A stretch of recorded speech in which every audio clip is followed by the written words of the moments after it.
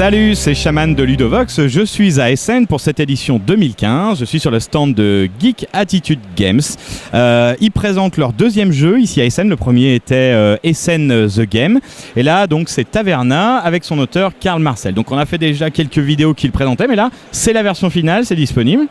Donc, bonjour Karl, comment vas-tu déjà ? Bonjour, je vais super bien. Heureux que le bébé soit sorti, donc la grande première. C'était un peu dur au niveau des délais, vous avez un peu stressé comme pour l'année dernière pour Essen. Enfin, du moins toi t'étais pas concerné directement, mais... Oui, moi j'ai stressé quand même, oui, parce qu'on savait que les délais étaient très très courts. Il faut savoir qu'à l'origine on pensait seulement le sortir à Cannes et que finalement on a réussi à le sortir pour Essen, donc c'était short. Oui. Tu peux nous rappeler, alors depuis le moment où vous avez envoyé tout ce qui était les fichiers finaux pour l'impression, pour la création du jeu, il s'est passé combien de temps avant que vous les receviez ? Je pense que les fichiers sont partis au fur et à mesure, ça ils en savent plus que moi, mais le jeu, les palettes sont arrivées il y a une semaine et demie je pense, grand maximum, ou la semaine passée, donc c'était tout juste. Est-ce que tu es content du rendu final du jeu ? Est-ce que tu t'attendais à ça quand tu as commencé à bosser dessus ? Est-ce que ça a beaucoup changé également depuis l'époque où tu faisais ton proto au départ ? Alors oui, ça effectivement, quand on fait un proto, on met les choses les plus simples pour tester la mécanique. J'avais une idée, étant joueur de jeux de rôle, j'avais l'idée d'où je voulais arriver au niveau du graphisme, mais voilà, je pense que Jonathan a fait un super boulot auquel j'ai été bluffé par son travail quand même. Il est tout à fait rentré dans le thème et il a su apporter la touche de fantaisie et un dessin qui lui colle tout à fait, et ça j'en suis vraiment ravi. Il a fait du gros boulot, oui. Est-ce que ça a beaucoup changé parce que il me semble me souvenir que ça a quand même vachement raccourci par rapport à la durée de jeu également, par rapport aux premiers prototypes et versions. Oui, tout à fait. Donc on a voulu faire un jeu rapide et plaisant. Donc on s'est mis comme limite de tourner sur 1 heure de jeu pour quelqu'un, pour les parties, on va dire, après la première. Une fois qu'on a compris les mécanismes de règles, c'est un jeu qui doit tourner en maximum 1 heure. Et donc on a effectivement essayé de trancher à gauche à droite par rapport à la version de base pour avoir un concentré de jeu en 1 heure. Ok, bon. Alors maintenant on a la version finale, donc comme on le disait, est-ce que tu peux nous le pitcher rapidement, nous expliquer déjà c'est quoi le contexte et quel est l'objectif, et puis après je te poserai quelques petites questions pour savoir un petit peu comment ça tourne et qu'est-ce qu'on fait à son tour. Mais écoute, donc voilà, le contexte c'est la Saint-Taverne, donc on est dans une ville médiévale fantastique et c'est l'anniversaire du roi, donc tous les peuples du royaume sont conviés à venir faire la fête et chaque joueur va interpréter un tavernier qui va essayer de gagner en notoriété, faire fortune grâce à cette Saint-Taverne. Et donc le but de chaque joueur va être d'accueillir tous ces clients qui arrivent aux portes de la ville, de les positionner selon leurs envies dans les bonnes tavernes, aux bonnes positions. Et tout ça va enclencher toute une série de mécanismes qui vont faire que chaque tavernier va gagner de l'argent, va gagner de la notoriété, etc. Mais le but final, ce sont les points de victoire, donc la notoriété que chaque tavernier aura obtenu à la fin de la partie. Alors le but c'est vraiment de ramener tout le monde chez soi ou d'amener les clients au bon endroit. Enfin je veux dire, il n'y a quand même pas des places illimitées dans les tavernes, comment on fait ? Alors voilà, je pense que le mix c'est de faire toujours le bon choix. Alors en tant que tavernier, on va avoir 5 tavernes sur le plateau et donc on peut être actionnaire de ces tavernes. On ne possède jamais une taverne tout seul généralement, mais on va être actionnaire de lieux. Donc c'est vrai qu'il est intéressant, la meilleure opportunité c'est amener un client dans le lieu que l'on possède, comme ça va nous ramener de l'argent et en même temps provoquer des mécanismes bonus qui sont idéaux. Si on remplit tout ça, on fait le tour idéal. Maintenant, il peut arriver qu'on ait un choix de se dire je ne vais pas peut-être amener le client dans une taverne où je suis actionnaire, mais peut-être dans une autre taverne où là je pourrais enclencher des mécanismes qui me sont beaucoup plus intéressants finalement au final. Donc c'est un jeu d'opportunités, de choix, de réflexion suivant le client les clients disponibles. D'accord, donc là, ce qu'on voit ici, c'est qu'on a la liste des clients qui sont disponibles. Est-ce que tu peux nous montrer un petit peu justement comment ça va se passer, typiquement un ordre de tour avec l'arrivée des clients, comment on matérialise le fait qu'ils vont dans les tavernes et à la fin, comment on récolte les points qui nous intéressent. Rapidement. Hein. Rapidement, donc tout à fait. Dans le principe, il y aura toujours, je parlais des clients aux portes de la ville, ils sont là sur le côté du plateau. Et dans les faits, on va trouver 4 races différentes de clients. Hein. Donc on est dans la fantasy, on va avoir des nains, des elfes, des humains et des orques. On voit par exemple, ceci c'est en orange, on a les clients nains. En vert, les clients humains. On aura les orques en rouge. Là, il y a des cartes qui sont bifaces quand on les choisit. T'es sûr qu'en vert, c'est les humains? Parce que là, ils ont des oreilles sacrément pointues. J'ai dit les humains? C'est le début des scènes, on est encore... non, ce sont les elfes, pardon, et les humains sont en bleu. J'ai un peu perturbé. Voilà.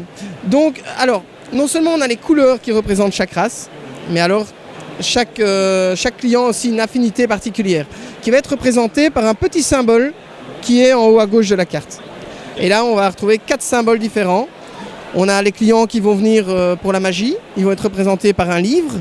Les clients qui sont là pour les arts musicaux, et là, ça sera la lyre. D'autres qui sont des comploteurs, ils auront un masque. On peut retrouver le masque, il n'y en a pas dans ceux qui sont là, mais... Enfin, soit. Il y a un masque. Ouais, voilà, ma cliente préférée d'ailleurs. Hop, voilà, avec un joli masque. C'est l'humaine comploteuse. Et le dernier, représenté par la bière, qui eux sont les fins gastronomes, hein, qui sont là pour boire et manger. Voilà, et donc, 4 races différentes, 4 affinités, le tout est mélangé et bien réparti.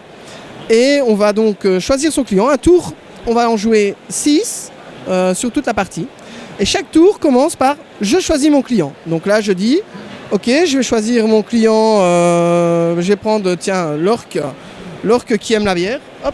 Je vais le poser devant moi pour montrer que j'ai choisi l'orque. Et à partir de là, je vais le positionner dans une taverne. Donc comme l'orque est représenté par le rouge, je vais aller chercher une tablée d'orque représentée par une nappe rouge. Et je vais le positionner dans une taverne de mon choix. Alors, on voit que chaque taverne est composée de plusieurs emplacements. Généralement, il y a 4 petites tavernes qui ont 5 places et la plus grande qui en a 8 au départ du jeu. Donc je vais positionner mon orque dans une taverne. Je vais venir ici par exemple et je vais le poser là. Donc je vais déjà regarder la première chose. C'est je vais payer les actionnaires de cette taverne. Donc j'amène un client, il va consommer, les actionnaires touchent. Les actionnaires, on a un setup en début de partie qui permet que chaque joueur possède des titres de propriété dans une taverne. Ils sont représentés par des petits cubes. Donc imaginons que en la situation, vert et bleu sont actionnaires de la taverne. Eh bien, quand un client, je le positionne dedans, chacun va toucher 2 sous. Le fait que le client consomme, ça leur rapporte de l'argent, donc 2 sous pour le vert, 2 sous pour le bleu. Première action. Seconde action, je regarde si ma tablée est à un endroit privilégié. Ma tablée est rouge, je mets sur de l'orange, il ne se passe rien. Si je mets ma tablée rouge sur du rouge, là j'ai contenté les orques, donc je vais monter en popularité chez les orques. Et ici sur le plateau, on a l'échelle de popularité de chaque race. Mes orques sont contents, je les ai positionnés à un bon endroit, je prends mon pion, je suis jaune, eh bien je monte en orque d'un cran. Voilà, je suis monté dans la popularité des orques. D'accord, et donc je vois que sur la piste, le fait d'être un bon rabatteur en les envoyant au bon endroit, on va débloquer des petits bonus. On va débloquer des bonus sur certains paliers. On ne pourra jamais revenir en arrière, donc une fois que tous ces bonus sont déclenchés, et on va continuer à monter dans l'échelle, qui permettra un scoring à la fin, mais ça, on peut peut-être y revenir. Donc en fait, 2 mécanismes. Hein. Je touche l'argent, je regarde ma popularité au niveau de la tablée. 3e petit mécanisme, c'est la fameuse affinité. Chaque taverne a un sigle de départ. Il y a des tavernes qui proposent de la bière, d'autres des arts musicaux, d'autres de la magie. Le symbole masque, il est particulier, on peut en parler après. Je pense qu'on ne rentrera pas forcément dans le détail. Ouais. Voilà, c'est ça. Et donc, simplement, voilà, j'ai mon affinité, lui aime la bière, la taverne fait de la bière, bonus. Voilà, comme il va plus consommer, donc le joueur qui pose la tuile va gagner 2 pièces d'or en plus.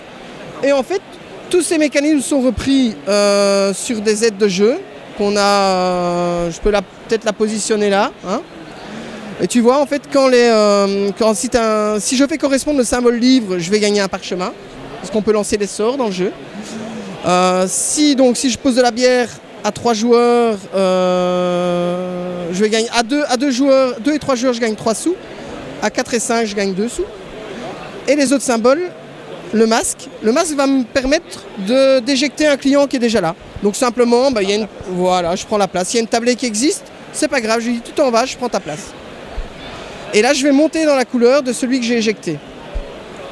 Ça permet d'ouvrir le jeu. Une taverne n'est jamais réellement bloquée finalement, même si elle est remplie de clients. Dernier petit symbole, la lyre, qui elle joue sur la deuxième mécanique. Donc là, on a vu toute la première partie du jeu qui va se dérouler comme ça.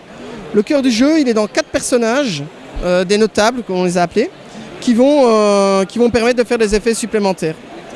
Il faut savoir que la règle générale, c'est que pour activer un notable, on voit qu'ils sont dans des places VIP dans les tavernes, eh bien je vais aller dans la taverne où ils se trouvent. Si j'ai posé ma tablée dans cette taverne-là, par exemple, eh bien je peux activer la princesse. Voilà. Et les 4 notables ont des effets particuliers. Et oui, tu peux nous donner un petit exemple justement du genre de choses que ça veut. Pour les exemples, le globe-trotteur, c'est celui qui donne la renommée aux tavernes. Donc lui, qu'est-ce qu'on va faire? On va le payer pour aller placer des blasons. Il va dire, cette taverne-là, maintenant, moi je trouve qu'on y fait bien la fête, on y mange bien, hop, je rajoute un blason bière. Et donc là, par exemple, ça rajouterait ou ça remplacerait? Ça rajouterait. On peut, de toute façon, une taverne qui a déjà un blason bière, j'ai pas l'opportunité de le mettre. Par contre, je peux dire, voilà, maintenant on fait de la musique aussi dedans et je viens placer le symbole lyre en plus. Et en plus, je prends des points de victoire au passage. Voilà. Ça, c'est pour le globe-trotteur. Le notaire, la clé, je le conseille fortement aux joueurs en début de jeu. Pourquoi? Parce que c'est lui qui va nous permettre d'acheter des titres de propriété supplémentaires. Donc on va commencer le jeu avec 2 tavernes, mais ça ne suffit pas pour faire tourner le jeu. Pour rentrer suffisamment d'argent, pour payer tous ces notables et développer ces mécanismes, il faut rentrer de la monnaie. Et pour rentrer de la monnaie, il faut être un maximum de fois actionnaire dans les tavernes. Enfin, on peut être actionnaire qu'une seule fois, mais être dans le maximum de tavernes. Et ça, c'est le notaire qui va nous le permettre. En l'activant, on va l'envoyer dans la taverne et il va nous acheter les titres de propriété. Ou non seulement il va acheter un titre, mais il peut éjecter quelqu'un qui y est. C'est plus méchant. Ok, oui, il y a l'air d'avoir quand même un petit peu d'interaction directe. Est-ce qu'on a fait un peu le tour rapidement de ce que vous propose? Je sais qu'il y a 2-3 petites... Oublie pas, j'ai le micro là. Oui, excuse-moi. Au niveau du tour, quelques trucs. L'ambassadrice, elle, notable, qui va nous permettre de monter en popularité. On a vu qu'on montait avec la table, elle va nous faire monter. Et la princesse va nous donner des faveurs, des petites tuiles qui vont nous aider dans le jeu. Seule chose qu'on peut rajouter, donc, c'est au bout des 6 tours, il y a un scoring un peu original, qui est qu'en fait, on a 5 choix de conditions de victoire. Et au début du jeu, on choisit le peuple élu. Et celui qui sera le premier dans cette échelle, donc important d'être bien classé dans l'échelle du peuple élu. Ici, on voit le peuple élu est symbolisé par ça, donc c'est les elfes. Donc le premier dans l'échelle sera le premier à choisir ce qu'il a envie de scorer. Par contre, une fois qu'il l'aura fait, plus personne ne peut prendre ce scoring-là. Et on en a 5 différents. On peut jouer... Tout le monde scorera ce qu'il va choisir, mais c'est juste qu'il va choisir l'endroit où il est le mieux, lui, devant, ou il n'y a que lui qui scorera ça? Il n'y a que lui qui score ça. Donc en fait, imaginons, il y a des titres de propriété, il y a des pièces d'or, il y a les sorts lancés, il y a les faveurs qu'on a reçues. Par exemple, eh bien, si je suis premier, je dis moi, je suis propriétaire de 5 tavernes, ce qui est le maximum, je décide d'aller scorer cette condition-là. Plus personne ne pourra la scorer et je suis le seul à la scorer. Ça peut être aussi intéressant si on est nul dans un domaine de le scorer pour que les autres le scorent pas, non? Alors quand on a des choix à faire et qu'effectivement on est à 1 ou 2 points près dans le scoring, on se dit oui, mais si je prends ce scoring-là, le suivant qui a lancé 5 sorts et qui s'attendait à prendre ce scoring-là, je lui mange. Et lui ne pourra pas scorer ça. Et j'ai déjà vu quelques joueurs que ça frustrait un peu. Ouais, ça m'a l'air assez méchant comme scoring quand même. Ok, est-ce que tu veux rajouter quelque chose, Karl, par rapport au jeu? Est-ce que ça te donne envie de continuer à faire des jeux? Est-ce que tu as déjà des projets en cours? Est-ce que tu te dis que c'est un jeu où tu pourrais faire des extensions parce que tu avais plein d'autres idées que tu n'as pas pu mettre dedans? Alors les extensions, tout va dépendre du succès bien évidemment, mais il y en a dans le pipeline, on va dire. Oui, il y a des extensions j'en ai plein la tête, oui, dont une très, très originale dont on pourra peut-être reparler, qui ne s'est pas encore faite, je pense, dans le domaine du jeu comme ça. Voilà, donc des extensions, oui. Et bon, d'abord les extensions, on va penser à d'autres jeux, je pense. Mais en tout cas, je pense que j'ai attrapé le virus, oui.